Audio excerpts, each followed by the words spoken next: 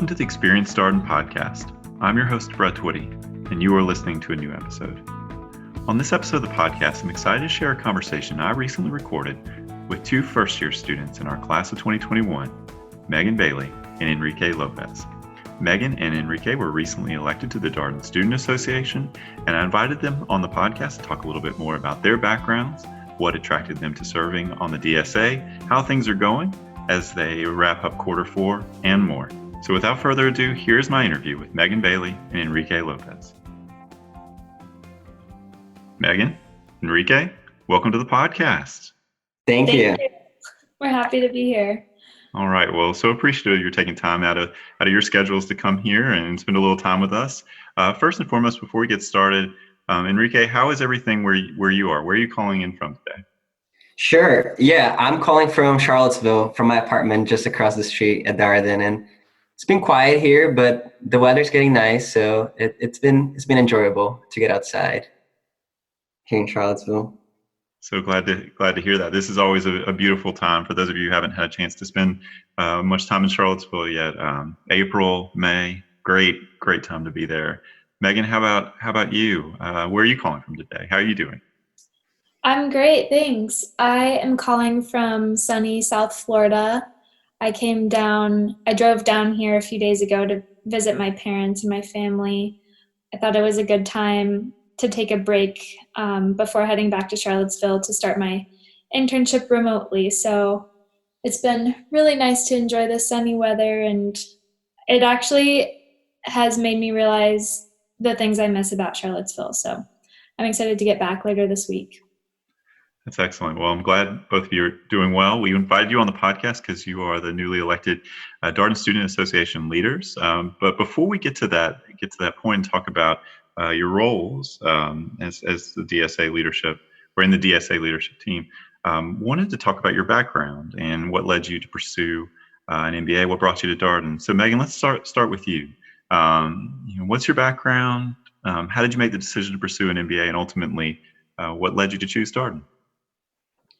I have a very entrepreneurial background and career path. I've been starting small businesses since I was 13, and I studied entrepreneurship when I went to undergrad at Florida State University, and my goal has always been to start a business. I started a business as a sophomore in college that I ran for 5 years.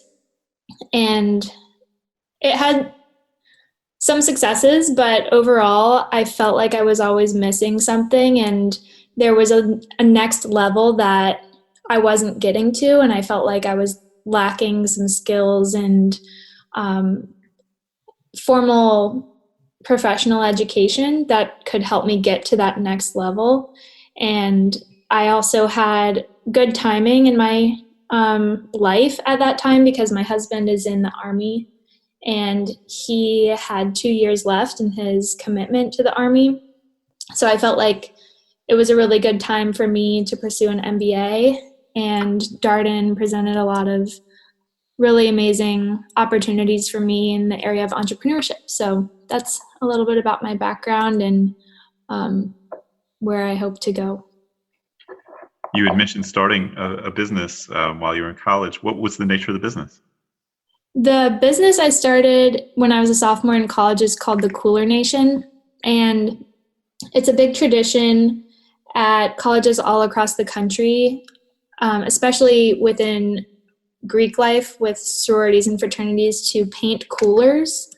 It's a tradition for the fraternities to go on these formal weekends, and it's become popular for their dates in the sororities or on campus to paint the fraternity member a cooler with all of his favorite sports teams or hobbies, or his name painted on top, a customized paintable cooler.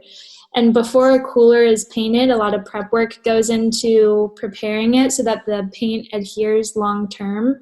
And it's a really labor-intensive process that's hard for people who are living in dorms and sorority houses. So I started selling the coolers ready to paint. So I would sand them with a power sander, spackle the indented logo, and prime them. and it got really popular at Florida State, and then it exploded, and I sold online all over the country and even internationally. So it was a cool little business for a few years, and a really niche market that was fun to operate in. That's amazing. Not a market I knew much about. Yeah. Or know much about. So they always say the best business ideas come from trying to solve a problem, and so it seems like who knew that a cooler, preparing a cooler in that way took all those steps. I didn't know that. So, Henrique, how about you? What's your background? How did you decide to pursue an MBA, and what brought you to Darden? Yeah, of course. So I'm originally from Brazil, but I've been in the United States since high school. And I also actually attended university in Florida, at University of Central Florida down in Orlando. And I studied engineering there. So before Darden, I was working at Siemens Energy, and I did a variety of different roles there in engineering and operations. But I started getting the itch and desire to take the next step in my career, and also kind of pivot away from technical roles and more into a business management role. So that's kind of what got my mind thinking about an MBA. And Darden was a perfect fit for me for several reasons, but the location, the community, the focus on general management are just some of them. The case method as well. So it was a perfect way to achieve the goals that I had in mind with the MBA. So Henrique, they always talk about the first year of Darden being such a formative experience and such a busy year. How you're at the end, you're just wrapping up Q4 here. How's your first year gone? What's been your experience? Any big adjustments over the course of the year? Yeah, it's, the recruiting process was very challenging. It was more challenging than I expected. But honestly, looking back now after that's over, it couldn't have gone any better. I've being able to take all the steps that I wanted to, got the internship, my dream internship, and met some amazing people, which is something I was seeking for within the Darden experience, is to make lifelong friendships. So there's definitely been a lot of adjustments, and there's definitely not been some hard times. But looking back now that the hard times are over, it couldn't have gone any better. Megan, how about you? How's your first year been? Yeah, I definitely echo everything that Henrique mentioned. My first year exceeded a lot of expectations, and I had high expectations for Darden for sure, as people should when they go into an MBA program like this. But the community at Darden is really, really special. The relationships that are formed here, and it takes time, like any relationships do, but over the past almost 4 quarters now, I've formed really deep, meaningful connections with people. And it's interesting too, because it's with people who are not just like me. Something I really appreciate that Darden encourages and provides opportunities to foster are relationships with people who are not like us. And we challenge each other. Henrique challenges me all the time, but it's done in a really kind and loving way. And that's been something that I don't know if I expected or realized how much that would impact me.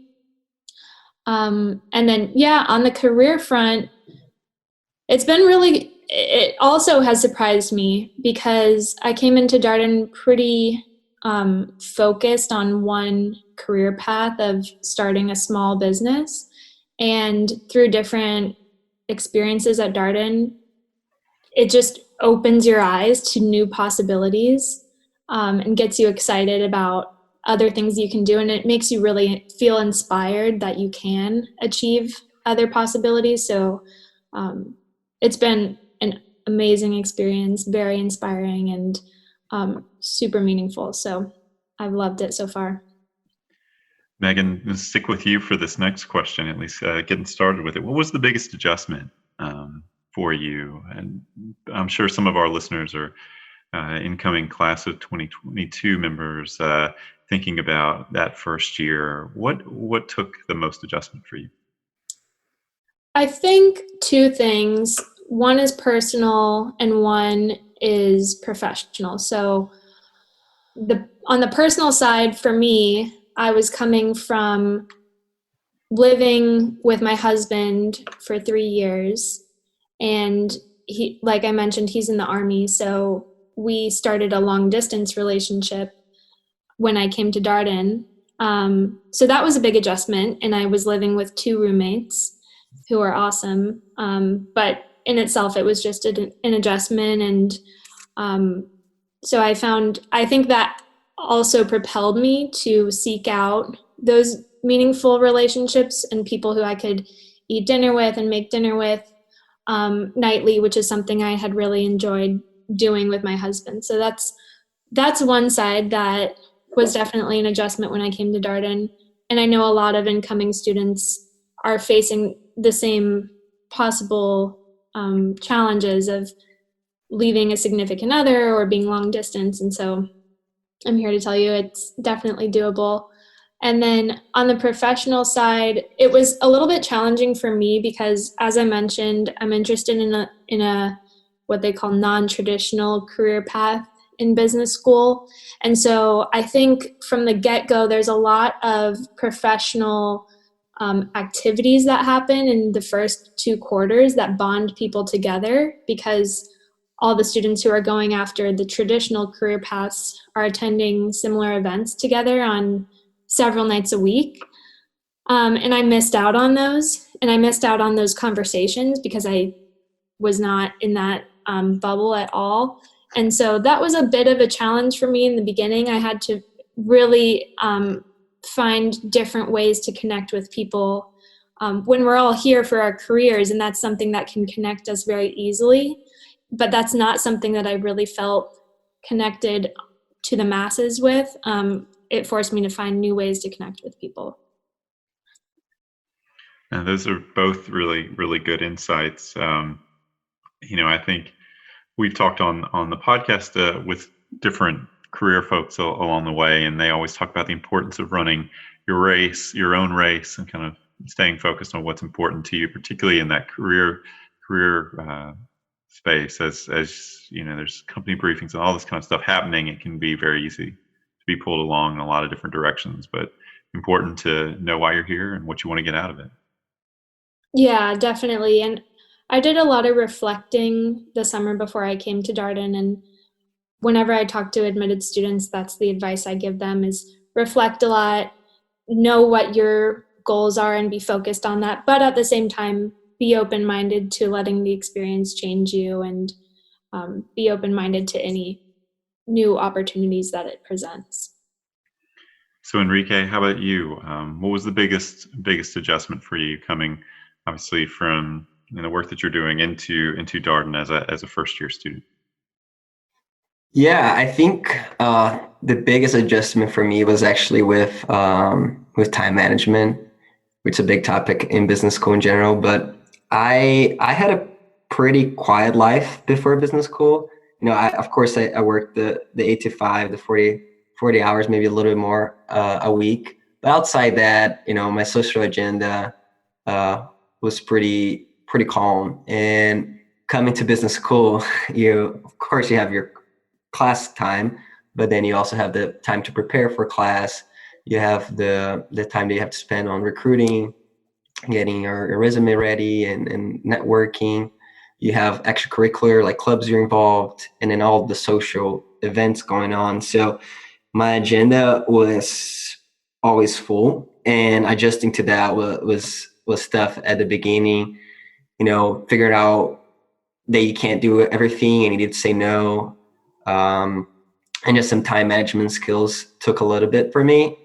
And then also is taking time for myself to stop back and reflect, because when you get busy, it's really hard to do that. So you really need to make that intentional.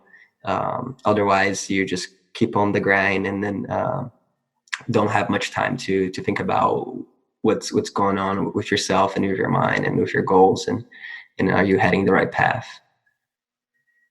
That lesson of prioritization and what's most important is a really critical one, particularly as you're trying to juggle a lot of really, really challenging things, right? Being a first year student at Darden, going through the core curriculum, it's challenging. The job, but it's obviously important. The job search and career process takes time, effort, energy.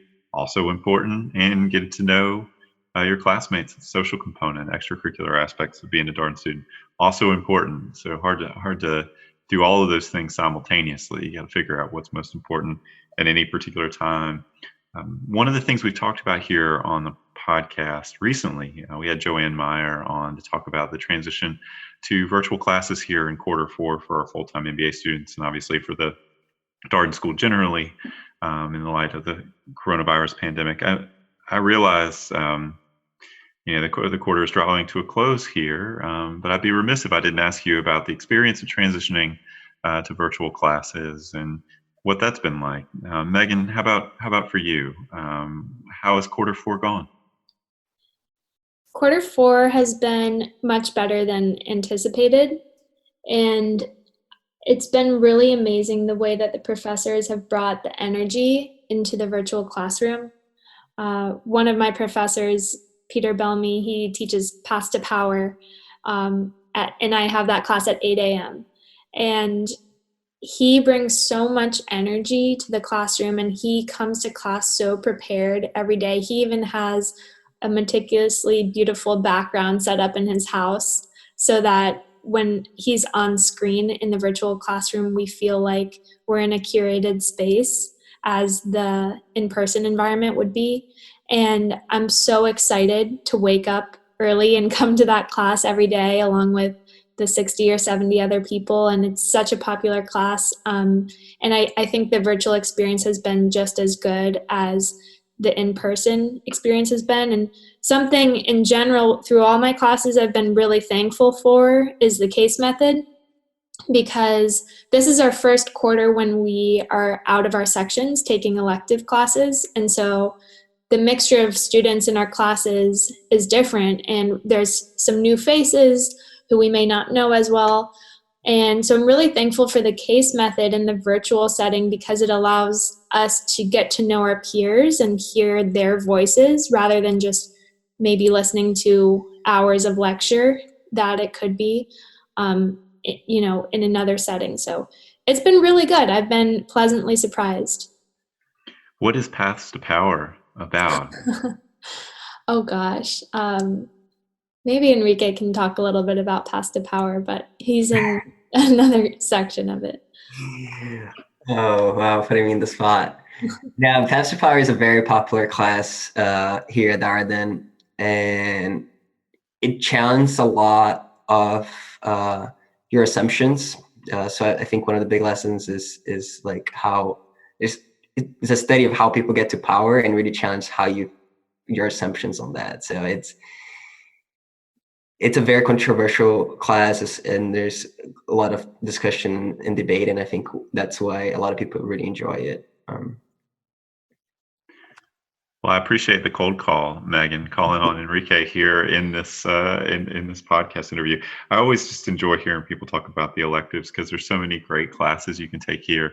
And Megan, I thought you made a great point about the interactive nature of the Darden experience. I think more transmissive model, lecture-based experience on Zoom would be really, really tough. Plus, one of the things that came up in the conversation with Joanne is just how much care and regard the faculty have for that classroom experience and their time with students. And it sounds like Peter is no surprise, absolutely right there in terms of curating, thinking about the finer point details and how he wants to run the class. So Enrique, What's your quarter four experience been like? Yeah, I think Megan put it pretty well. I echo everything she said. My experience has been much better than I expected. I think for a lot of the reasons she said, you know, classes going virtual, from a student perspective, I think the biggest challenge is to stay focused and concentrated, right? How do you not get distracted with all the things around your house, with the phone and social media and all that? And I think the case method is a great way to kind of keep your attention, because you can be cold called at any moment, and you don't want to be embarrassed in front of your friends and classmates, and it's just way more engaging, right? So I think it does. The case method has worked very well, even in this virtual setting, and I've had a great experience this quarter. Enrique, any other tips you might share with students? Obviously, we're waiting for a decision from the University of Virginia about the start of school, whether we'll be in person or virtual. But in a world in which we might have more virtual class, any tips or suggestions you might have for students about navigating this experience? Yeah, tip on navigating virtual classes. I think the biggest one I'll give is to approach it as if it was an in-person class. So, take your shower, put on, you don't have to dress up on a suit, but, put a nice outfit and sit on a desk. I think it can be a slippery slope if you start taking classes from bed and all that. So that's my biggest advice, mentally prepare and approach the class as if it was in person. That's great advice. Those rituals are really important, particularly as we spend more time at home and structure our days in these kinds of ways. Megan, how about you? Any tips or advice for students about navigating virtual classes? Lots of coffee and snacks, which would also be my tip in the in-person classes too. Always, we are a pro coffee, pro food podcast, so completely support more coffee and snacks for everyone. So, let's talk about the Darden Student Association. We've had past DSA leadership on the podcast, which is always fun. Tell us your roles and what attracted you to your role. Let's start with you, Megan. Sure. So I'm the DSA president, and I would say that I became attracted to serving DSA through my love of Darden. In the past, I've sought leadership positions with organizations that I felt like needed a lot of change. But it's interesting to see the way that Darden has changed me, because I actually don't feel like Darden needs that much change. A lot of our goals this year are to maintain existing, the way that Darden excels currently. But I was attracted to it because, like I mentioned, the community has just meant so much to me. And I feel like over the course of just a few quarters, I gained so much from this experience, and I wanted to give back. And the community was a big part of that. I felt like I had a really good experience with the community, but I knew that there could be the opportunity to continue improving that for students, maybe international students or domestic minorities who may not have felt as instantly connected to the Darden community as I did, being a domestic, white female who's from here. And so, yeah, I wanted to find ways to make it so that everyone coming to Darden could have such an amazing experience that I've had. So that's what attracted me to serve on DSA. And I got really lucky that Enrique was willing to take this challenge on with me. And he's been a really amazing partner in crime. Nice. Well, Enrique, how about you? What's your role and what attracted you to serving on the DSA? Yeah, so my role is the executive vice president. So I'm the sidekick to Megan. And what got me excited, there are two components to this. One is similar to Megan. I had this amazing experience in my first year at Darden. which filled me with this sense of gratitude. And where after you feel that all that gratitude, your reaction is you want to give back, right? You want to help the next person. You want to have the incoming students who have the same experience that you had. So it's that opportunity to give back is one of the big reasons. On a more personal side too, I think, at Darden, we talk a lot about stretching yourself and getting outside your comfort zone and challenging yourself to become a better person. And I've, contrary to Megan, which has done other leadership positions in undergrad and throughout her school academic career, I had never stepped into a role, especially such important as this. And I felt this was a great way to challenge myself and grow a lot from this experience. So I'm really happy that Megan asked me to run to the SA leadership with her, and I've had a tremendous experience so far. Megan, were there other aspects of your platform? You had mentioned sort of buildings, sort of continuing to sort of advance the idea of an inclusive community where everybody feels like, that they're supported and has this great experience. Other things that you and Henrique laid out as you were campaigning? Yeah, definitely. So the first was, like you said, we wanted to strengthen the community and create a space where every student at Darden could feel welcomed and loved. And then we have two other characteristics to maintain and improve Darden's academic value proposition. And so, as you know, Darden has maintained the #1 academic experience for several years. And we think it's the best academic experience in the MBA has to offer, and we want to continue that and continue to maintain and improve that by working with professors and continuing to improve diversity in cases and that sort of thing. And then we also want to maintain and improve Darden's career value proposition. So people are able to get such amazing internships and jobs out of Darden, and we want to make sure that that continues. And as I've mentioned, a big passion of mine is entrepreneurship, so I'd love to continue to work to promote those non-traditional career paths like entrepreneurship. And the Batten Institute is one that I'm really close to, and I would love to continue to promote their mission at Darden. So those are some ways that we'd like to do that for all students at Darden. Henrique, that's an ambitious platform that Megan just laid out. One of the things, though, that came up in a recent conversation we had for our admitted students with Scott Beardsley is leadership and heads of all these offices are very open to these conversations with students. And that may be surprising to some of our listeners to hear that the dean wants to hear from student leaders and welcomes these ideas, and that there's this collaboration between the DSA and school leadership. Has that been your experience? Yes, for sure. I think, and that's one of our big roles, right, as DSA leaders, is to be the voice of the students and bring up any concerns to the dean and to the management at Darden. And they've been very welcoming. We have, there's a few ways to do that, but I think a great example is all the committees we have.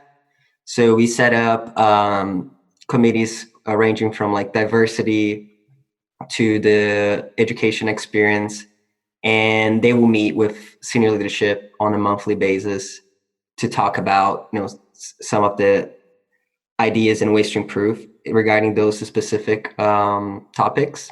And any student can volunteer or apply to those committees. And the ability for you as a student to sit down with the dean or with some of the other people in the managed Darden it goes to show that they're willing to listen to us. And whenever we do bring things up and they act on it, which for me, it's one thing is to listen. The other thing is to act on it. I've had a very good experience so far with Darden on that.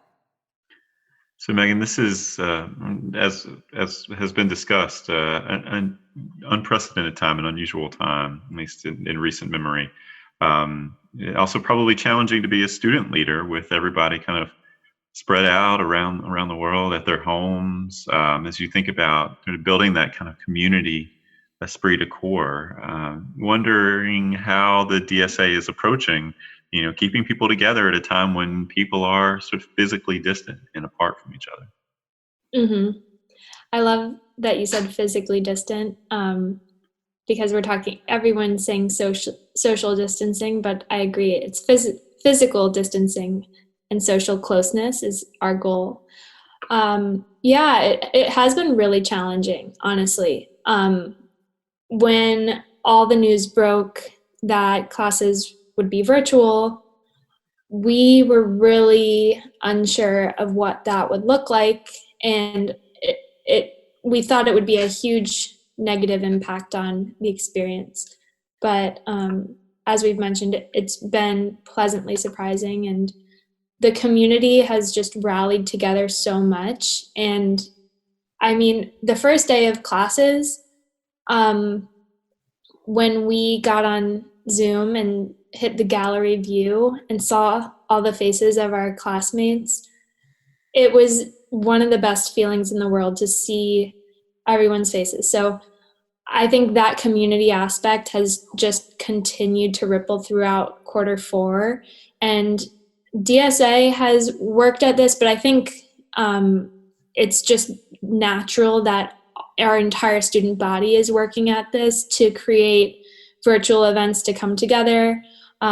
Something that actually Henrique spearheaded was the virtual Darden Cup that we put on a few weeks ago. So because we're virtual, we weren't able to have our relay races as part of Darden Cup that typically happen in person during Q4.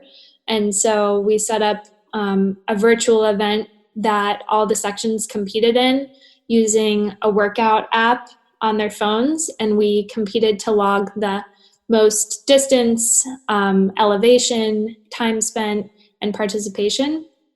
And we had hundreds of participants across all of the sections logging thousands of miles, thousands of feet of elevation. And that was a really cool way to see the community come together in a time when we are physically distant, but we remain socially close. So we're finding new ways like that to bring people together. And actually, our schedules are packed. I think a lot of people, when we found out that we would be virtual for Q4, we thought, oh, I'm going to have so much time on my hands. I'll be so bored. I'm almost busier than I was before, and not just because of DSA, but there are events that happen every single day that are so exciting, and people are getting so creative with it. So it's been really cool. And a lot of these events we're looking to continue, actually, even after the experience is no longer virtual, because they've been so much fun.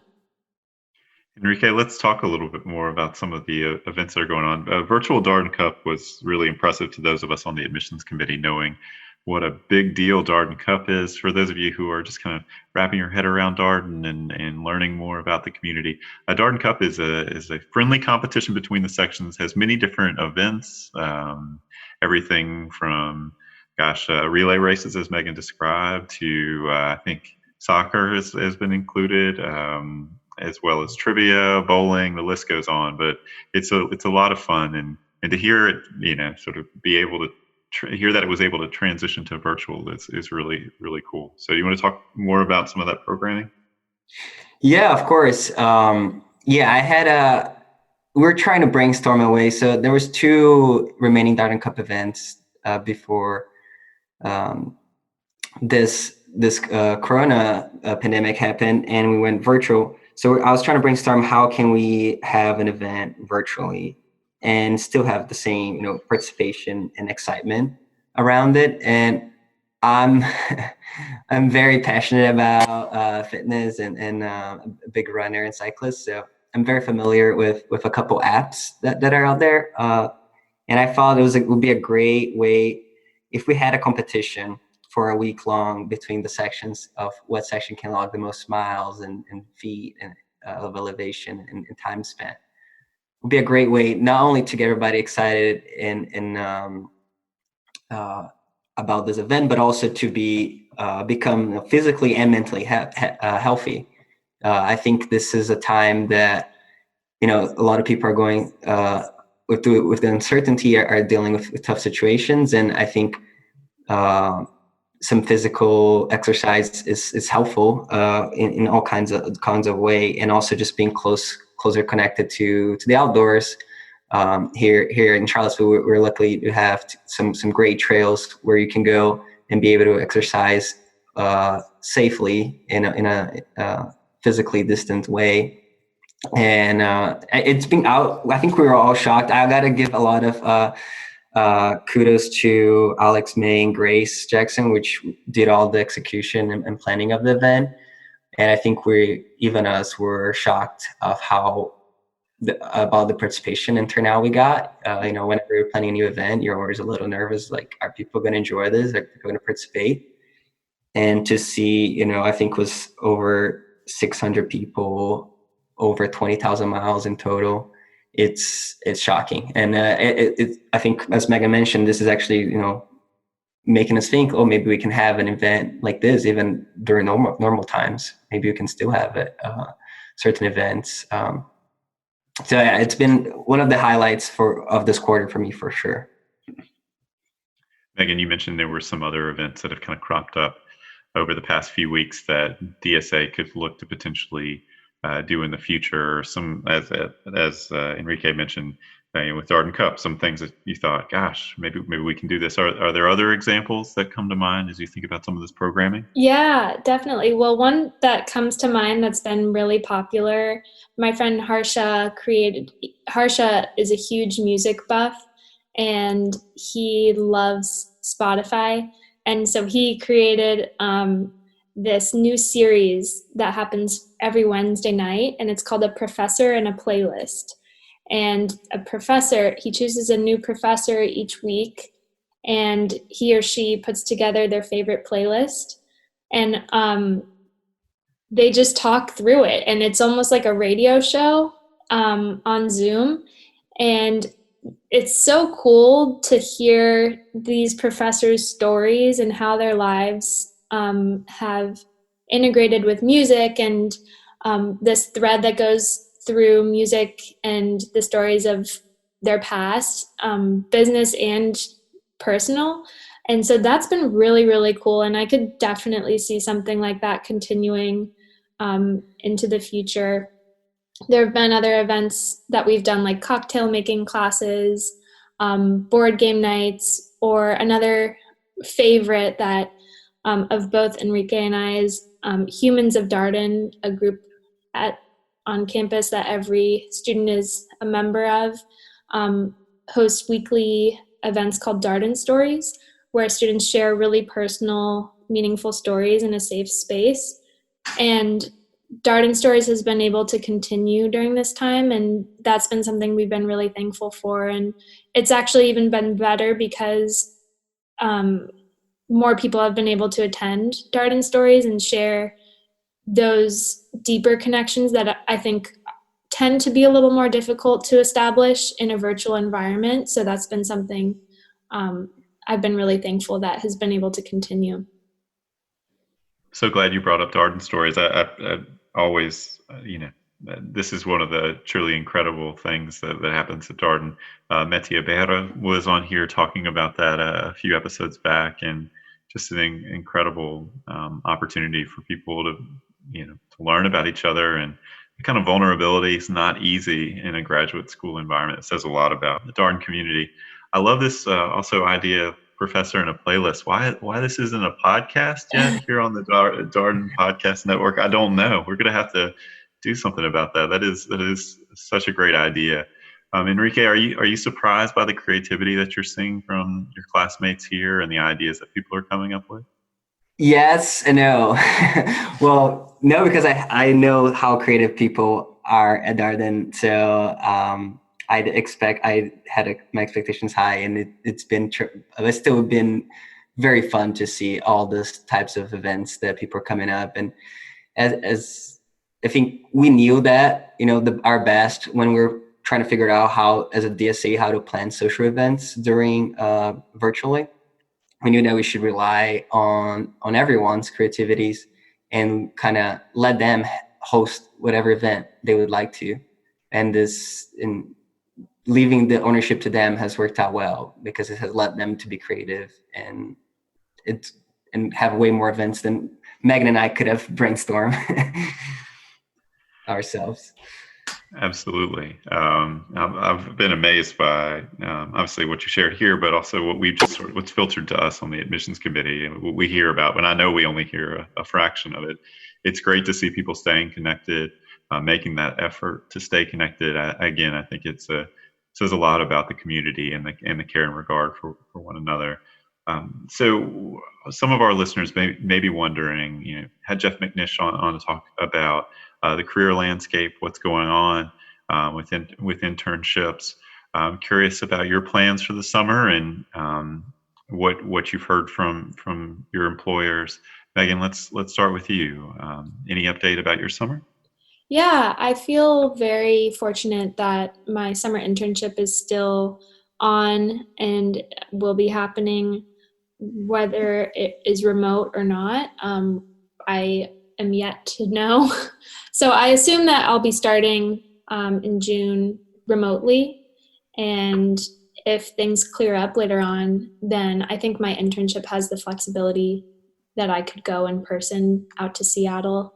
I'm interning with a small to mid-sized interior landscaping company out there.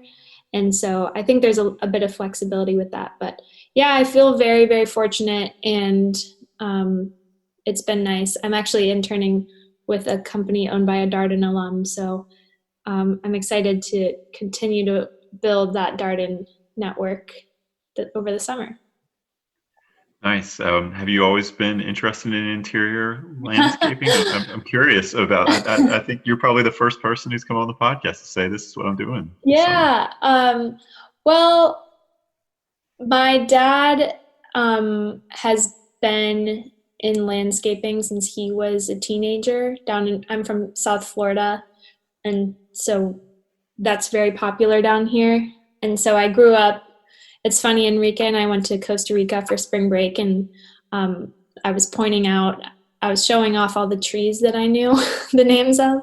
And Henrique was like, "How do you know all the names of these trees?"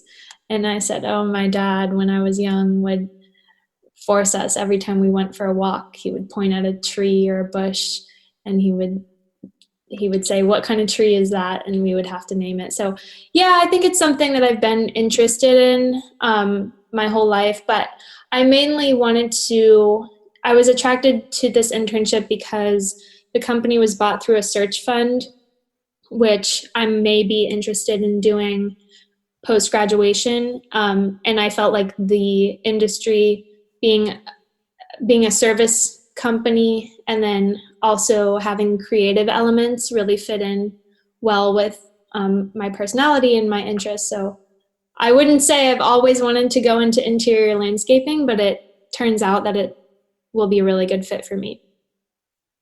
It certainly sounds like it. And for our listeners who are less familiar with search funds, not going to put you too much on the spot here, but do you want to tell everybody just what a search fund is and the kind of role that they provide?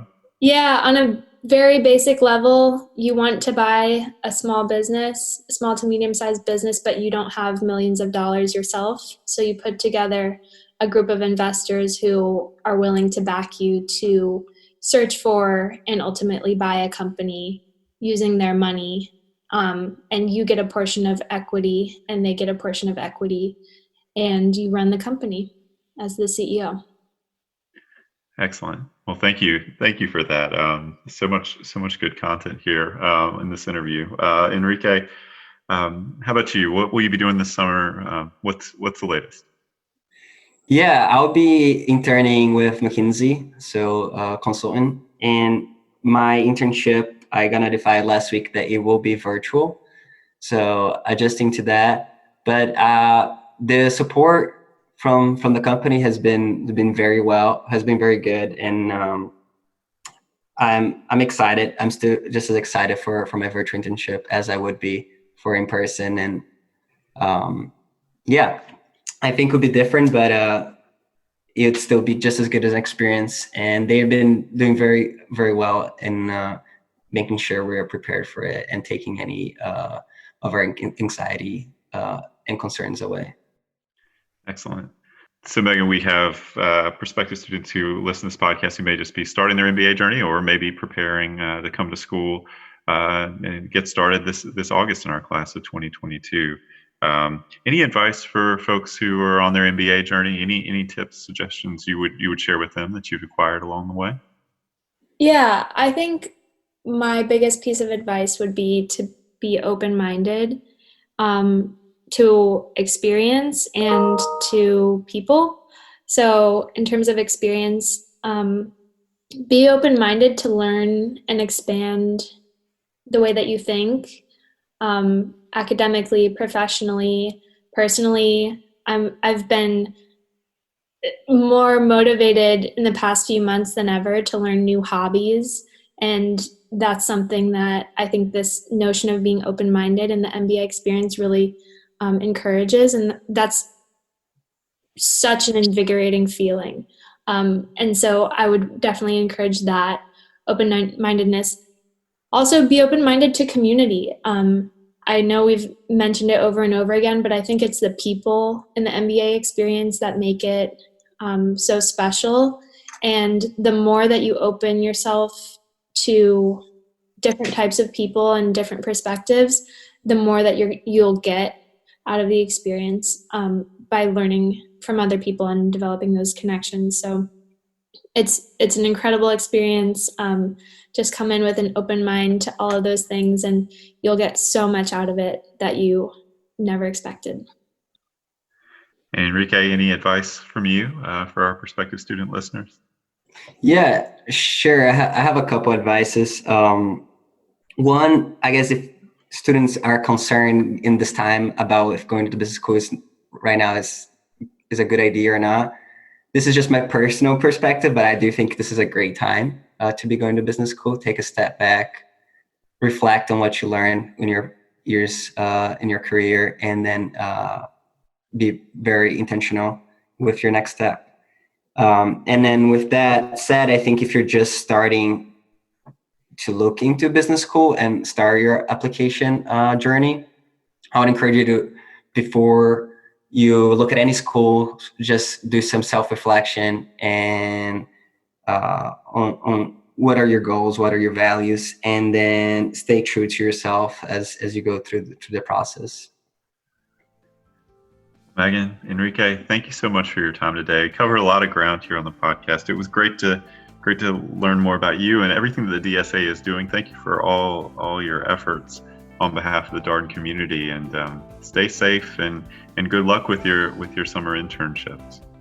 Thanks, Brett. So nice talking to you. Thank you, Brett. And that was my interview with two first-year students in our class of 2021, Megan Bailey and Henrique Lopes. As always, if you have any comments, suggestions, requests, anything you'd like for us to cover here on the podcast, we're all ears. We can be reached at Darden, that's DARDEN, @virginia.edu. And until next time, stay safe, be well, and thanks for listening.